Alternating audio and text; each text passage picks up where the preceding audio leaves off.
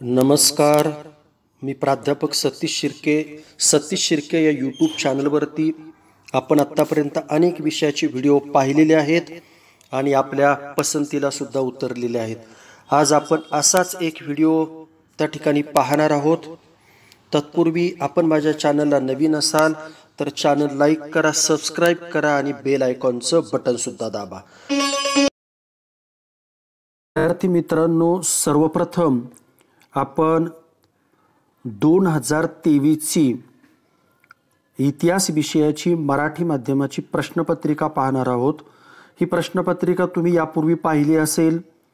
ही प्रश्नपत्रिका कुठेही तुम्हाला पाहायला मिळेल, परंतु त्यानंतर बोर्ड जेव्हा तुम्ही पेपर लिहिता त्याची उत्तरपत्रिका आमच्याकडे तपासायला येते, त्यावेळेस शिक्षकांनी उत्तरपत्रिका कशी तपासली पाहिजे यासाठी एक मॉडेल आन्सर बोर्ड शिक्षकांना देतो आणि ते मॉडेल आन्सर मी तुम्हाला या व्हिडिओमध्ये दाखवणार आहे. प्रश्नपत्रिका दाखवल्यानंतर मग शिक्षकांना काय अपेक्षित आहे, बोर्डाला कशा पद्धतीनं पॉईंट अपेक्षित आहेत हे तुम्हाला जर आत्ता कळालं तर तुम्ही तुमचा पेपर बोर्डाचा त्या पद्धतीनं लिहाल आणि इतिहासामध्ये सुद्धा तुम्हाला चांगले गुण त्या ठिकाणी प्राप्त होतील.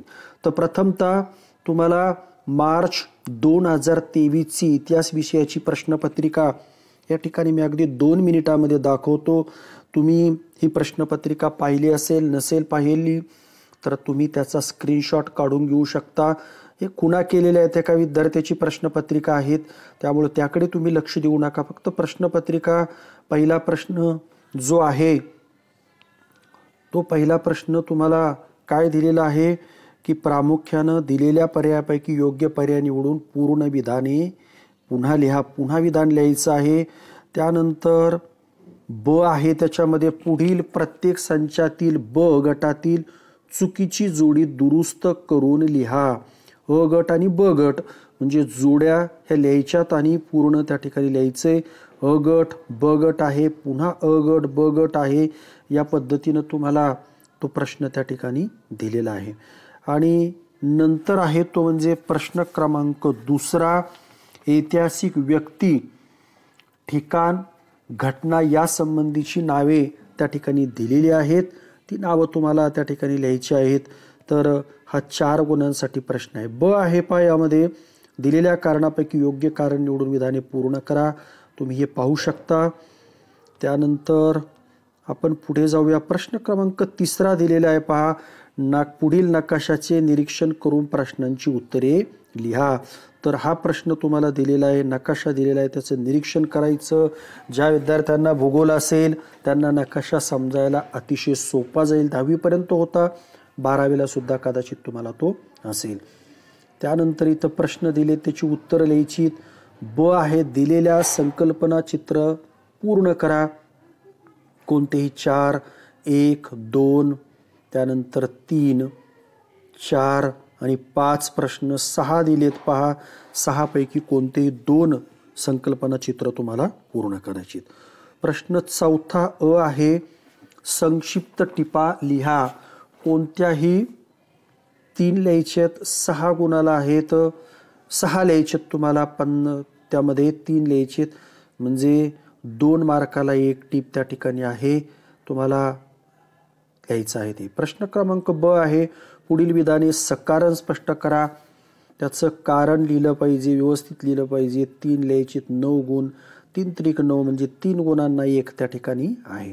प्रश्न क्रमांक 5, खालील विधानावर तुमचे मत नोंदवा. कोणतेही 3 त्रिक 9 या पद्धतीने आहेत. त्यानंतर प्रश्न क्रमांक 6 आहे पहा, पुढील प्रश्नांची सविस्तर उत्तरे लिहा. कोणतेही 2 लिहायचेत म्हणजे 3 दिलेत, 2 लिहायचेत. 5 गुणांना 1 प्रश्न आहे, त्यामुळं सविस्तर उत्तर लिहिलं पाहिजेत, हे आपण लक्षात ठेवा. आणि प्रश्न क्रमांक 7 आहे पहा, खालील प्रश्नांची दिलेल्या मुद्द्यांच्या आधारे सविस्तर उत्तर लिहा. कोणते 3, हे सुद्धा 5ला 1 आहे. तुम्हाला पॉईंट दिलेले आहेत पहा, इथे महत्त्वाचं, आणि त्या पॉईंटला योग्य उत्तर लिहायचे म्हणजे तुम्हाला आयडिया येऊन जाते पॉईंट दिल्यामुळं. प्रत्येक प्रश्नाचे पॉईंट 3-3 पॉईंट तुम्हाला त्या ठिकाणी दिलेले आहेत. तर अशा पद्धतीनं हा प्रश्नपत्रिका पॅटर्न आहे. आता यानंतर आपण पाहणार आहोत महत्त्वाचा भाग, विद्यार्थी बंधू भगिनींनो, तुम्ही जो पेपर लिहिता तो पेपर तपासण्यासाठी आम्हाला हे मॉडेल आन्सर दिलं जातं. त्याच्यामध्ये मार्क कोणत्या प्रश्नाला कसे आहेत हे माहीत असलं तरी कसे दिले जातं ते माहीत असणं गरजेचं आहे. आणि हा मॉडेल आन्सर तुम्ही एकदा पहा. निश्चितपणे तुम्ही हे पाहण्यात सुद्धा आलं नसेल, हे तुम्ही पाहू शकता यामध्ये. त्यानंतर पहा, आता या ज्या सूचना आहेत, या सूचना कोणासाठी दिलेल्या आहेत, तर ह्या शिक्षकांसाठी दिलेल्या आहेत. त्यामुळं तुम्ही सुद्धा ह्या वाचून घ्या काय अपेक्षित आहे शिक्षकांना. आता पहा, प्रश्न क्रमांक जो काही ब होता तुम्हाला, प्रश्न क्रमांक पहिला अ, दिलेल्या पर्यायांपैकी योग्य पर्याय निवडून विधाने पुन्हा लिहा. हा शब्द अत्यंत महत्त्वाचा आहे. पहा, फक्त इथं मॉडेल आन्सरमध्ये फक्त पॉईंट दिले तसे पॉईंट नाही लिहायची, फक्त रिकामा शब्द लिहायचा नाही, तर रिकाम्या जागी योग्य शब्द लिहून हे विधान पूर्ण करायचंय. तुम्हाला 1 2 3 4 5 असे 6 विचार करून लिहायचे. जे येईल ते प्रथमतः लिहा, एखादं राहिलं तर नंतर तुम्हाला आठवल्यानंतर लिहू शकता. विधान पूर्ण लिहिणं अपेक्षित त्या ठिकाणी आहे. त्यानंतर आता प्रश्न क्रमांक दुसरा जो आहे तो ब या ठिकाणी दिलेला आहे, तुम्हाला लिहिता येईल. प्रश्न क्रमांक ब काय दिलेला आहे, प्रश्न क्रमांक ब, तर पुढील प्रत्येक संचातील ब गटातील चुकीची जोडी दुरुस्त करून लिहायची आहे. जी जोडी चुकीची आहे ती तुम्हाला दुरुस्त करून हे लिहायचंय. आणि समोरासमोरच लिहा. जोडी म्हटल्यावर विद्यार्थ्यांना कसं असलं पाहिजे, समोरासमोर असलं पाहिजे, म्हणजे त्याची जोडी ही त्याच्या पुढे असली पाहिजे. तर हे तुम्ही काळजीपूर्वक लिहू शकता. त्यानंतर प्रश्न क्रमांक दुसरा अ आहे. पहा, आता तुमच्यासाठी या ठिकाणी प्रश्न क्रमांक दुसरा अ काय दिलेला आहे, ऐतिहासिक व्यक्ती, ठिकाण, घटना या संबंधीची नावे लिहा. 4 गुणांसाठी आहे हे. तर तुम्हाला प्रत्येक प्रश्नाला 1 गुण आहे. तुम्हाला या ठिकाणी दिलेला आता एक उदाहरण दाखल, वराह मिहीर यांनी लिहिलेला ग्रंथ कोणता, तर इथं तुम्हाला बृहतसंहिता हे त्याचं उत्तर आहे. तर हे तुम्ही लिहू शकता. एका शब्दाला 1 मार्क आहे. पहा, 4 गुण या ठिकाणी तुम्हाला मिळू शकतात. त्यानंतर प्रश्न क्रमांक तुम्हाला ब दिलेला आहे या ठिकाणी, की दिलेल्या कारणांपैकी योग्य कारण निवडून विधाने पूर्ण करा. हा प्रश्न क्रमांक ब तुम्हाला दिलेला आहे. तर प्रत्येकी 1 गुण आहे. पहा, तर याच्यामध्ये योग्य कारण निवडायचे आणि विधाने पूर्ण करायचे. तर तुम्हाला यामध्ये पहा, हे कारण त्याचं योग्य आहे हे तुम्ही सांगू शकता. दुसऱ्याचं क कारण आहे, म्हणजे तुम्ही 1 लिहा आणि त्याच्या पुढं ज्याचा योग्य कारण आहे त्या कारणाचा अ ब क जे असेल ते सुद्धा लिहिलं पाहिजे. तर अशा पद्धतीनं तुम्हाला त्याच प्रश्नामध्ये त्याचं उत्तर आहे. जेव्हा तुम्ही सखोल अभ्यास करता त्यावेळेस अशा पद्धतीचे प्रश्न तुम्हाला त्या ठिकाणी येतात. त्यानंतर विद्यार्थ्यांनो, प्रश्न क्रमांक तिसरा दिलेला आहे, की तुम्हाला एक जगाचा नकाशा दिलेला आहे आणि जगाचा नकाशाचं वाचन करायचे आणि 5 प्रश्न तुम्हाला दिलेले आहेत. 5 प्रश्नांची उत्तरं तुम्हाला त्या ठिकाणी लिहायची. म्हणजे नकाशातच प्रश्नांची उत्तरं दडलेली आहे. नकाशा वाचनाचं कौशल्य तुम्हाला आलं पाहिजे, ते तुम्ही अवगत करा. तुम्ही माहिती करून घ्या नकाशा कसा वाचन करायचा. भूगोल ज्या विद्यार्थ्यांना असतो त्यांना अतिशय सोपं जातं नकाशा वाचनाचं. पहा, पहिला प्रश्न आहे, वास्को द गामा समुद्रमार्गे भारतात कोणत्या बंदरात उतरला, तर त्याचं उत्तर आहे कालिकत. मादागास्कर हे बेट कोणत्या महासागरात आहे, तर हिंदी महासागरात आहे, हे तुम्ही सांगू शकता. त्यानंतर प्रश्न क्रमांक तिसरा होता, फर्डिनांड मॅगलेन याने कोणकोणत्या महासागरातून प्रवास केला, कोणतेही एक नाव लिहायचं आहे. पहा, त्यानं पॅसिफिक महासागर, हिंदी महासागर व अटलांटिक महासागरामधून प्रवास केला. 1 जरी लिहिलं तरी तुम्हाला पूर्ण गुण मिळेल, परंतु आपण जेवढे येतील तेवढे लिहून टाकायचे. अनावधानाने चुकलं तरी मार्क त्या ठिकाणी जायला नको. प्रश्न क्रमांक 4 होता, मेक्सिको हा देश कोणत्या खंडात आहे, तर उत्तर अमेरिका खंडात तो आहे.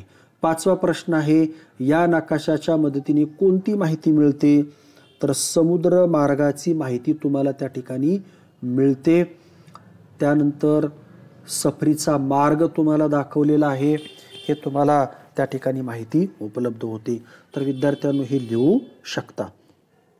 त्यानंतर प्रश्न क्रमांक 2 आहे पहा, काय आहे की दिलेल्या संकल्पना चित्रे पूर्ण करा. कोणतेही 4 तुम्हाला जास्त दिलेले आहेत, म्हणजे 4 लिहायचे, तुम्हाला 6 दिलेले आहेत, तर तुम्हाला प्रत्येकी 2 गुण आहेत याच्यामध्ये. पहा हे तुम्हाला काय केलेलं आहे, प्रश्नपत्रिकेत असं दिलेलं आहे आणि हे रिकामं सोडलेलं आहे.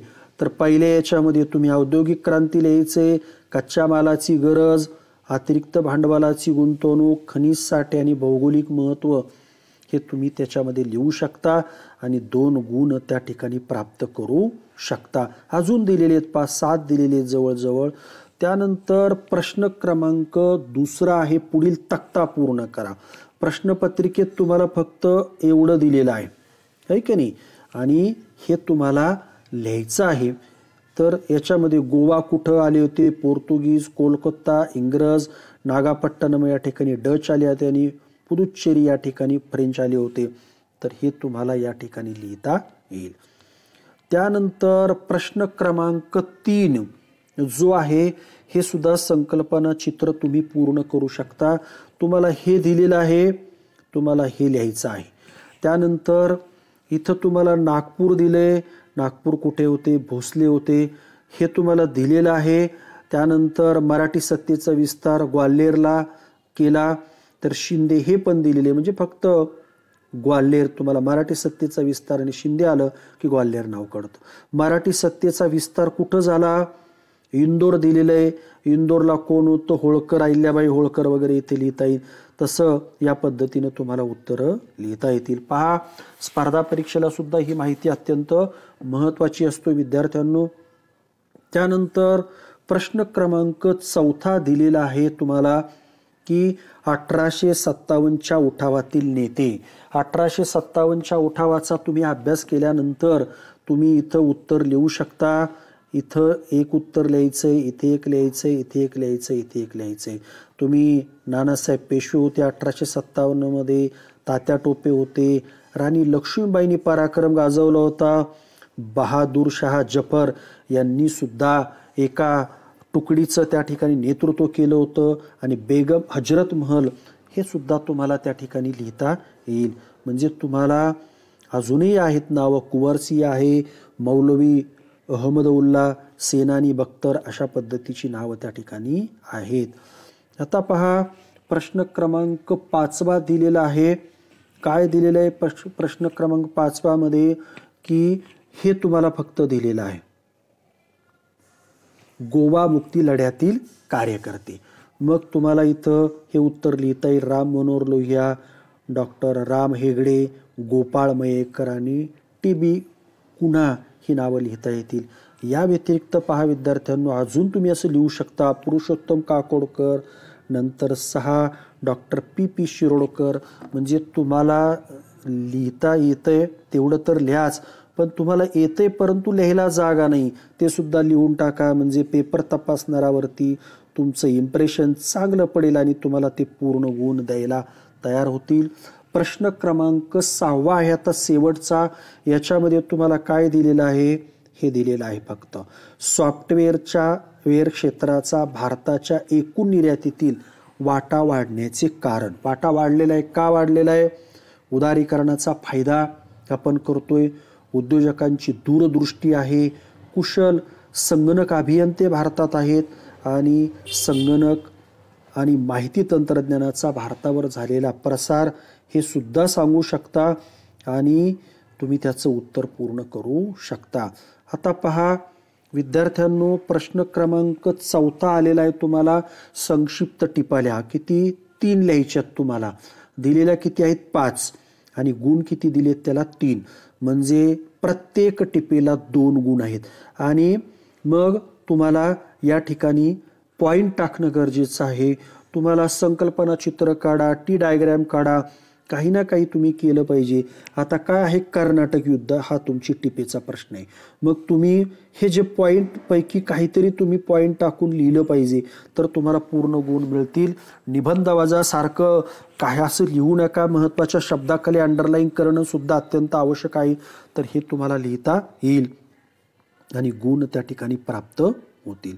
त्यानंतर प्रश्न क्रमांक 2 होता पहा, काय की कामा गाटा मारू घटना. तर त्या बाबतीमध्ये सुद्धा हे पॉईंट अत्यंत महत्त्वाचे आहेत. हे पॉईंट टाका किंवा पॉईंट टाकून लिहिलं तर उत्तर तपासणाऱ्याच्या पटकन लक्षात बसतं आणि तो तुम्हाला पूर्ण गुण बहाल करतो. किंवा महत्त्वाच्या शब्दाखाली अंडरलाईन केली पाहिजे. शीतयुद्धाची पार्श्वभूमी सांगत असताना हे पॉईंट तुम्हाला त्याच्यामध्ये महत्त्वाचे आहेत पहा. हे पेपर तपासताना आम्ही विचारात घेतो, त्यामुळं तुम्हाला हे आत्ता कळालं पाहिजे. तुम्ही हे लिहून घेऊ शकता पॉईंट आणि अशा पद्धतीचे पॉईंट प्रत्येक प्रश्नाचे तयार करा. विद्यार्थ्यांना तुम्हाला पूर्ण गुण मार्क त्या ठिकाणी मिळतील. त्यानंतर अलिप्तवादी चळवळीचे निकष, हे याला सुद्धा काही पॉईंट त्या ठिकाणी दिलेले आहेत आणि तुम्ही हे पॉईंटच्या आधारे उत्तर तयार त्या ठिकाणी करायचं आहे. त्यानंतर वायू प्रदूषण, त्याच्यामध्ये वायू प्रदूषणावरती सुद्धा तुम्हाला हे पॉईंट तुम्हाला लिहिता येईल. तुम्ही कारण लिहा, परिणाम लिहा, त्याचे आजार लिहा, हे सगळं गोष्टी त्याच्यामध्ये लिहिता येतील. त्यानंतरचा प्रश्न आहे पहा आता 2 की पुढील विधाने सकारण स्पष्ट करा. आता हे विधान सकारण स्पष्ट करत असताना तुम्हाला काय केलेलं आहे की औद्योगिक क्रांतीमुळे वसाहतवादाला चालना मिळाली. किती लिहायचे आहेत तुम्हाला? 3. तुम्हाला दिलेले आहेत 5. गुण किती आहेत? 3. म्हणजे प्रत्येक उपप्रश्नाला 3 गुण दिलेले आहेत. आता हा प्रश्न तुम्हाला दिलाय एवढा, तर त्याची कारण लिहित असताना विद्यार्थ्यांनो हे पॉईंट आम्ही विचारात घेतले जातात. त्यामुळं तुम्ही ह्या पॉईंटला आधारून उत्तरं लिहा. पॉईंट टाका, उत्तर लिहा, पॉईंट टाका, उत्तर लिहा. आणि 3 गुण आहेत म्हटल्यानंतर किमान 5 पॉईंटचं विश्लेषण करा. चांगलं 4 पॉईंटचं करा आणि नंतर जे पॉईंट येतील एकाखाली एक लिहून टाकू शकता तुम्ही. डॉक्टर बाबासाहेब आंबेडकर यांनी वृत्तपत्र सुरू केलं सुरू. मग काय आहे त्यांचं, तर हे तुम्ही लिहिलं पाहिजे. हा पॉईंट आहे की समाजात जनजागृती निर्माण करण्याचा उद्देश होता. जाती व्यवस्थेविरुद्ध लढा तीव्र. कारणे त्यांची वृत्तपत्र जनजागृती चळवळीचे एक हत्यार असतं. अशा पद्धतीचं सविस्तर तुम्ही लिहिणं आवश्यक आहे. त्यानंतर इंग्लंडने भारतातून काढता पाय घेण्याचा निर्णय घेतला. तर इंग्लंडची प्रचंड आर्थिक व मनुष्यहानी झाली. कमकुवत ब्रिटिश सत्ता बनली. दरारा कमी झाला इंग्लंडचा. स्वातंत्र्य लढा तीव्र झाला. लोक जागृत झाले. नाविक दलाने सुद्धा उठाव केला आणि भारतातील सत्ता आता टिकून राहू शकत नाही याची जाणीव इंग्रज राज्यकर्त्यांना झाली आणि त्यामुळं त्यांनी भारतातून काढता पाय घेतला. हे पॉईंट टाकून तुम्ही उत्तर लिहा. तुम्हाला पूर्ण गुण देण्यापासून आम्ही अडू शकणार नाहीत. प्रश्न क्रमांक 14 आहे, दुसरे महायुद्ध संपताच निर्वासितीकरणास अधिक वेग आला. तर इंग्लंड आणि फ्रान्स हे जगावर राज्य करणारे राष्ट्र कमकुवत झाले. आशिया आफ्रिका खंडाला राष्ट्रवादाला चालना मिळाली. स्वदेश प्रेम जागृत झालं. पाश्चात्य शिक्षणाचा प्रभाव पडला. लोकशाही ही नवीन राज्य व्यवस्था त्या ठिकाणी आली होती आणि त्याचं आकर्षण झालं. जनतेत जागृती झाली. या कारणामुळं निर्वसाहतीकरणाचा अधिकच वेग त्या ठिकाणी आला. हे पॉईंट त्या ठिकाणी विद्यार्थ्यांना तुम्ही लिहा. त्यानंतर भारताने EVM मशीनमध्ये VVPATची सोय त्या ठिकाणी केलेली आहे. तर तुम्ही विद्यार्थ्यांनो हे सांगत असताना सुद्धा तुम्हाला EVMची माहिती करून घ्या.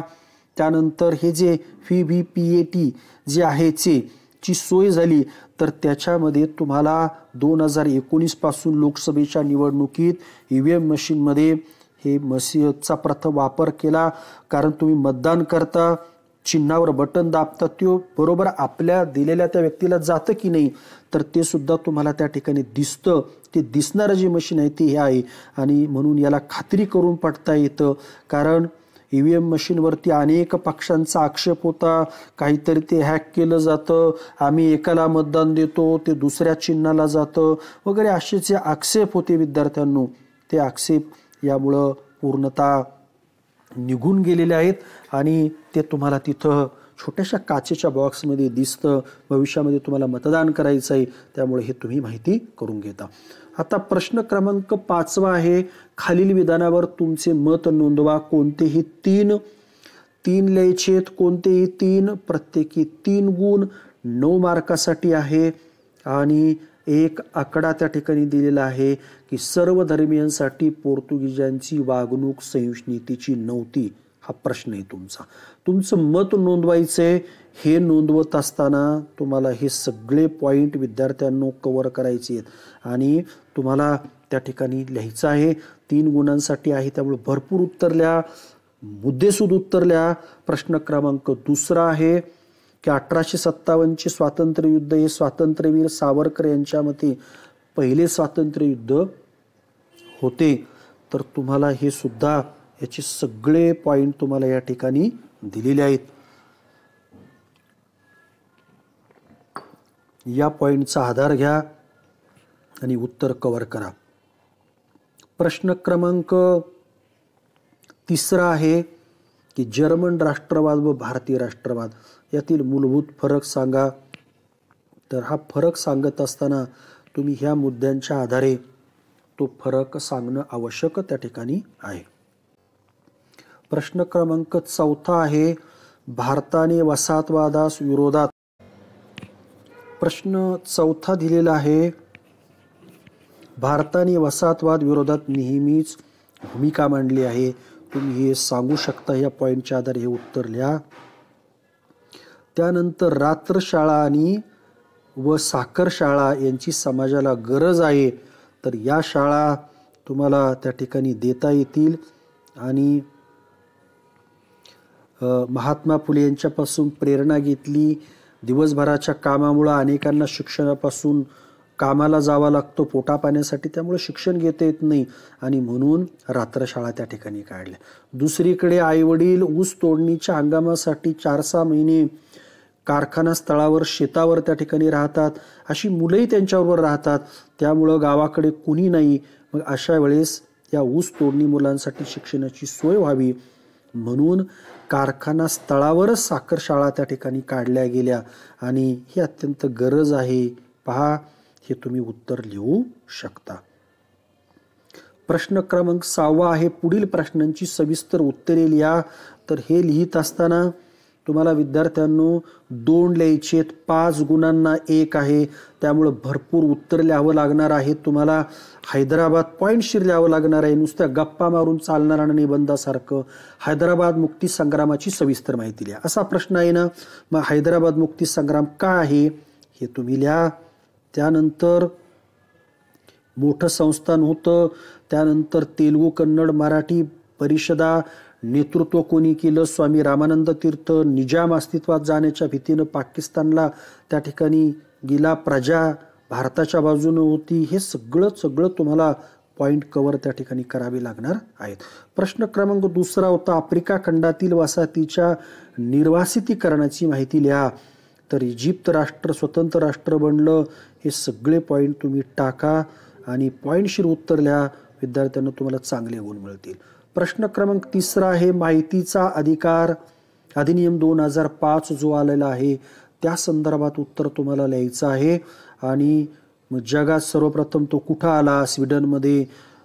तर हे सर्व तुम्ही पॉईंट टाकून तुम्ही लिहा.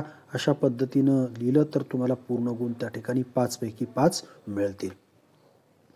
त्यानंतर प्रश्न क्रमांक 7 आहे की खालील प्रश्नांची दिलेल्या मुद्द्यांच्या आधारे सविस्तर उत्तरे लिहा. कोणतेही 3. 5-15 युरोपातील धर्मयुद्धांची माहिती लिहा. तुम्हाला हे लिहित असताना हे पॉईंट टाकायचे. अपयशाची कारण हा बोर्डानं तुम्हाला प्रश्नपत्रिकेत दिलाय, पण त्याच्यात हे विश्लेषण आलं पाहिजे. हे आम्हाला गाईडलाईन दिलेल्या आहेत. पॉईंट हा तुम्हाला दिलाय, त्याच्या खाली आम्हाला हे पॉईंट त्या ठिकाणी आले पाहिजेत. तर हे पॉईंट तुम्ही काय करू शकता विद्यार्थ्यांनो, हे पॉईंटच्या आधारे तुम्ही लिहिलं पाहिजे. तर अशा पद्धतीनं उत्तर लिहिणं अपेक्षित त्या ठिकाणी आहे, हे तुम्ही लक्षात घ्या. आता याच्यामध्ये प्रश्न क्रमांक 2 होता, इंग्रज मराठे यांच्यात झालेल्या युद्धाची माहिती लिहा. तुम्हाला पॉईंट काय दिलाय बोर्डानं प्रश्नपत्रिकेत, पहिले इंग्रज मराठा युद्ध हा लिहिलाय. मग त्याच्यामध्ये कसं झालं ते युद्ध, हे पॉईंट अपेक्षित आहेत आम्हाला पेपर तपासताना. दुसरा पॉईंट दिलाय दुसरे इंग्रज मराठा युद्ध, हे पॉईंट आम्हाला अपेक्षित आहेत.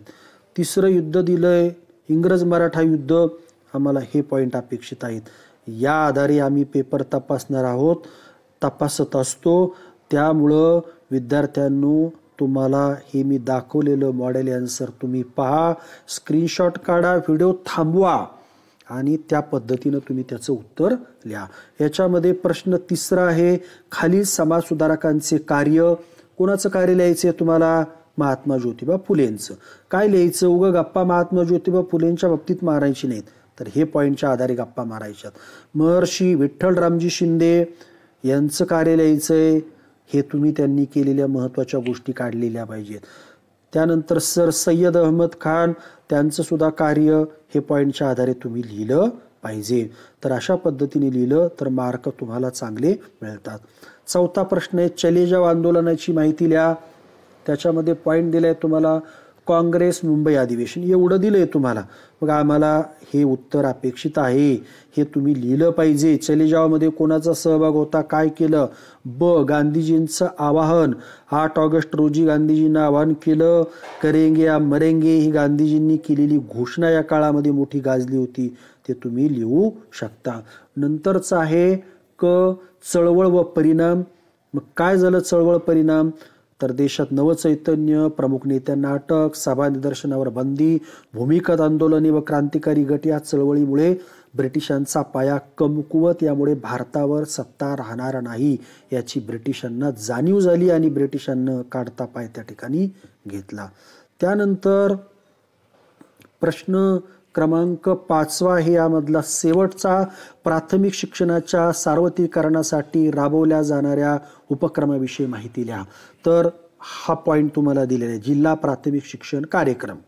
तर त्याच्यामध्ये तुम्हाला काय लिहायचं आहे, हे पॉईंट लिहायचे तुम्हाला आणि या पॉईंटच्या आधारे उपक्रमाची माहिती देता येईल. शालेय पोषण आहार चालू केला,